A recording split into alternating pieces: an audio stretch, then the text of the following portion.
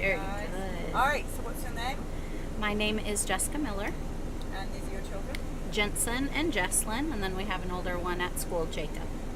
All right, and who's the story about? Jensen. Okay. Go back and tell us about before you had vaccinated. Okay, so uneventful birth, scheduled C-section, and he came out large, 9 pounds, 13 and a half ounces. We opted for vaccines. I never really did any research. My husband's from Africa, and he's only ever had 3 vaccines. But it just wasn't a conversation we ever had. Once we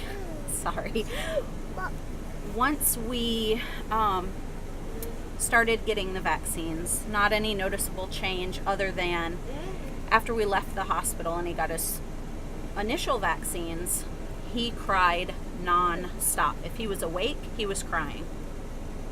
So I took him back to the pediatrician, who said it can't be colic because colic doesn't develop this early.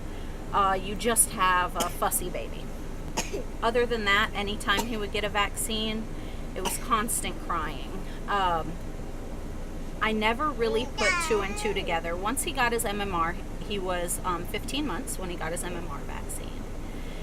Prior to the vaccine, he was starting to talk.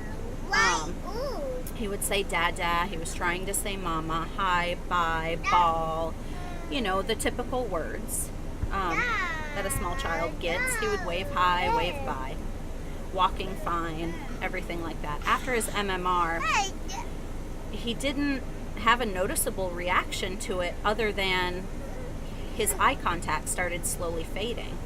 From there, he stopped talking. He was still walking fine, but he would no longer look at us. He would no longer wave. He would no longer sing.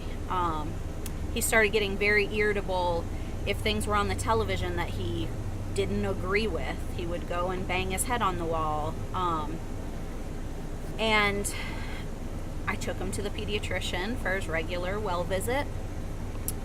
And the pediatrician did the MCHAT, where they do your scores. We had done one prior, passed it with flying colors. Now this next one that we did around 18 months failed miserably. He was no longer talking. He wouldn't eat anything. He went from eating everything under the sun to nothing at all. Then he moved on to chicken nuggets and pizza, which has been our primary diet since then. We did eventually get diagnosed with autism when he was 3. And still got her shots, still got him his shots. I was kind of blind. People would ask me, hey, I heard MMR there could be, something to that. Have you ever thought of that? And I said, no way. There's no way that could be. Otherwise, my doctor would tell me.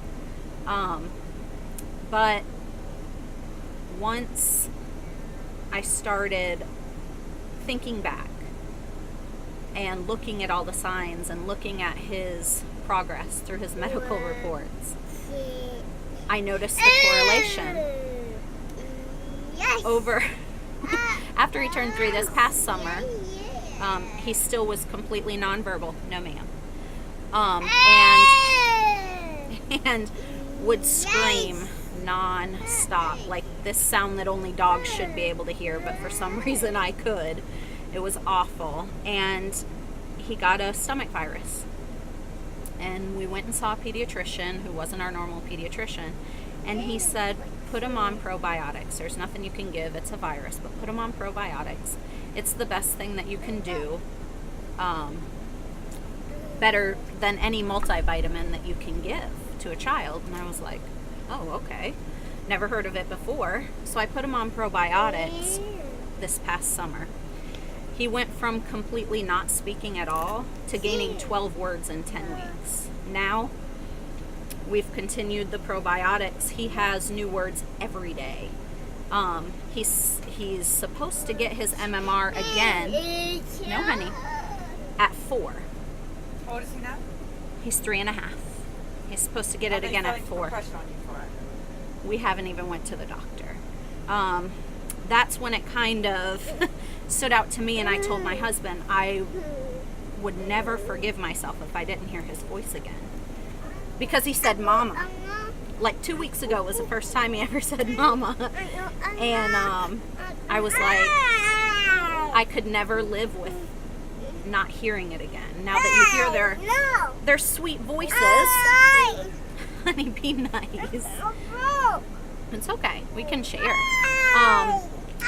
So we have decided to no longer continue with vaccines with either of our children. We were pressured with my older son to get Gardasil, which I still refused. He's 12. He is 12. He's 12. His pediatrician told me that he is going to be, if I don't give it to him, he's going to be walking around spreading cancer, is what she told me. And I said, no, thank you, but no, we're not gonna do that. I'm really glad you made that decision. Yes. If I can introduce you to some people that will be able to help you here in your area. Yes, of course. I would love Going to. forward, I mean, really proud of you that you made that decision on the Gardasil because it's a wicked vaccine. Yes. Going are. forward, I feel like you need some help. You need some support. Yeah. You need some support. It's such a vortex that you get sucked into when you start looking into vaccine research, and you start looking into, we're now looking into detoxing from vaccines for both of them, and we're looking into the different diets that they have, and we found a doctor out of North Charleston. Actually, I just spoke with him and his nurse like 3 days ago to go there, where they're making wonderful strides through diet and supplements with it. And she said, the nurse told me, if you come across a doctor who tells you that your child was born this way, that you just have to accept it, and that they will never recover, they're lying to you. They're liars. We see kids recover a lot from vaccine injury. So, hey, you gotta be nice. So which is a whole nother vortex that you get sucked into when you start doing this research and stuff. But we're in it. We're,